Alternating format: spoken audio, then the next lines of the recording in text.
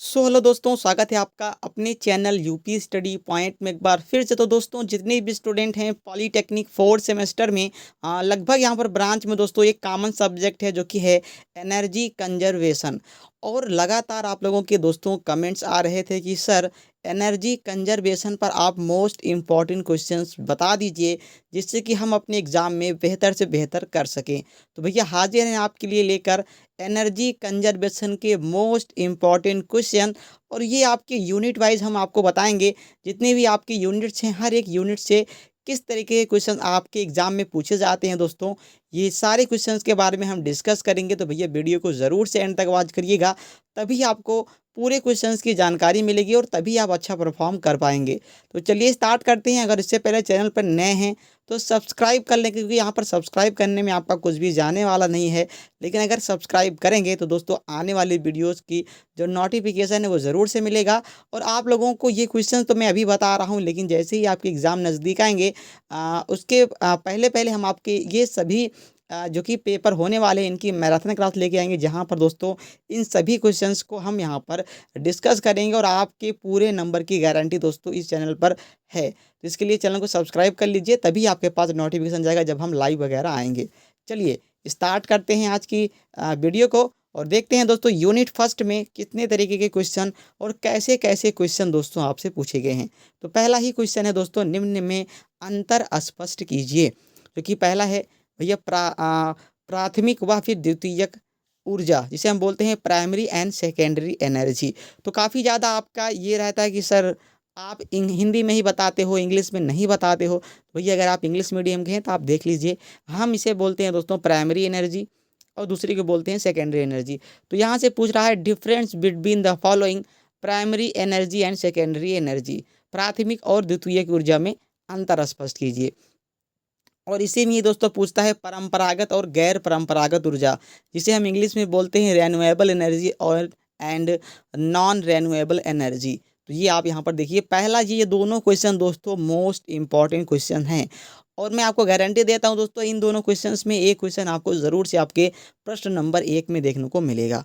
अगले क्वेश्चन की ओर बढ़ते हैं दोस्तों। अगला क्वेश्चन है कि विभिन्न प्रकार के ऊर्जाओं का वर्गीकरण करें। हाँ दोस्तों, ये वर्गीकरण करने के लिए आता है, तो इसका मतलब ये नहीं है कि सिर्फ आप ऊर्जा के नाम ही लिख देंगे।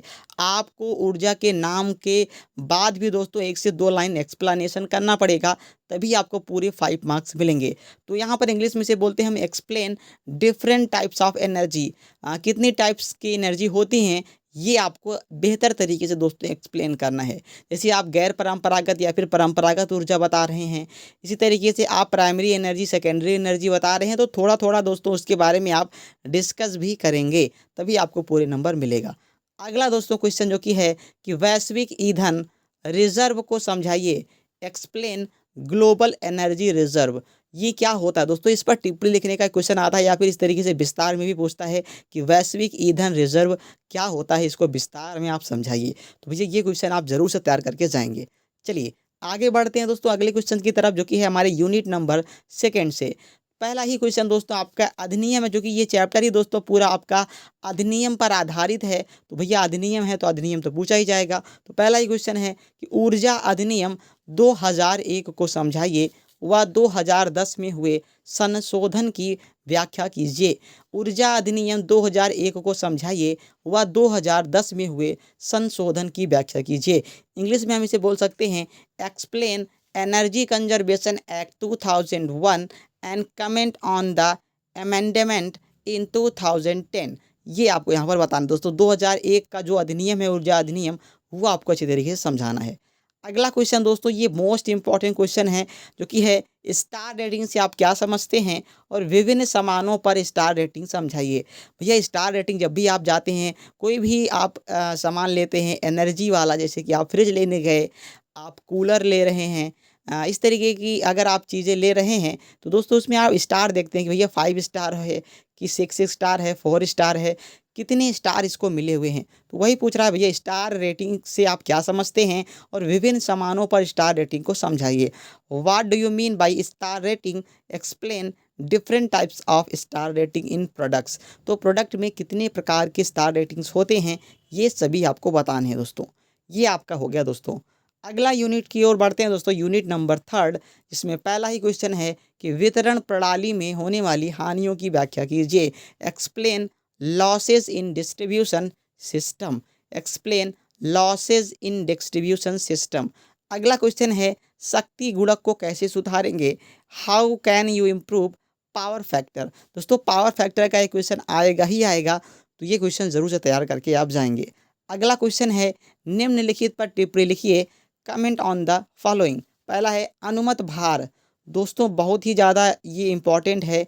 ये जो आपका अनुमत भार है दोस्तों, ये 110% दोस्तों आया हुआ क्वेश्चन है। अगला है अधिकतम मांग, मैक्सिमम डिमांड। अगला है संविदा मांग, कॉन्ट्रैक्ट डिमांड।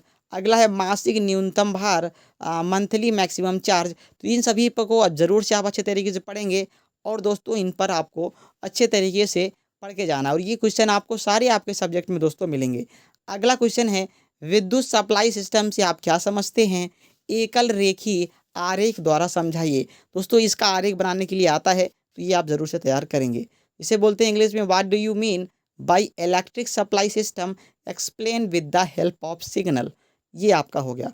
अगला क्वेश्चन है भैया ट्रांसफार्मर में होने वाली हानियों की व्याख्या कीजिए। Explain transformer losses. अगला क्वेश्चन है ऊर्जा दक्ष मोटर की विशेषता विलक्षण को लिखिए।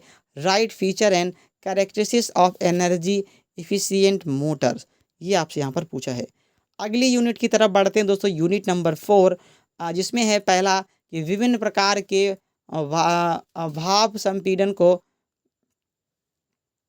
बताइए एवं उनके उपयोग का भी वर्णन कीजिए। Explain types of air compressor. Sorry दोस्तों, यहाँ पर आपका वायु होना चाहिए। वायु संपीड़न को समझाइए। एयर कंप्रेसर जिसे हम वायु संपीड़न बोलते हैं, एंड इट्स एप्लीकेशन। किस प्रकार से वायु संपीड़न कार्य करता है, ये आपको यहाँ पर बताना है। अगला है दोस्तों पंप क्या होते हैं और इनके प्रकारों का वर्गीकरण करते हुए उनके उपयोग को भी बताइए। What is pump, explain different types of pump and its application. ये आपको यहाँ पर बताना है। अगला है ऊर्जा दक्ष अनुपात को समझाइए। Explain energy efficient ratio. ये आपका 100% दोस्तों आया हुआ क्वेश्चन है। अगला है HVAC सिस्टम को समझाइए। Explain HVAC system in details. ये आपसे यहाँ पर पूछा जाता है। अगली यूनिट है दोस्तों यूनिट नंबर 5, जिसमें पूछा है पहला ही क्वेश्चन कि डीजी सिस्टम से आप क्या समझते हैं। What do you mean by DG system. अगला क्वेश्चन है डीजी सिस्टम से ही डीजी सिस्टम में ऊर्जा की बचत को समझाइए। Define the energy tips of the DG system. अगला क्वेश्चन है निम्नलिखित को परिभाषित की, जैसे कि यहाँ पर पहला ही पूछा गया है लक्ष्य क्या होता है। दोस्तों लक्ष्य वगैरह की परिभाषा आप जरूर से पढ़ के जाएंगे।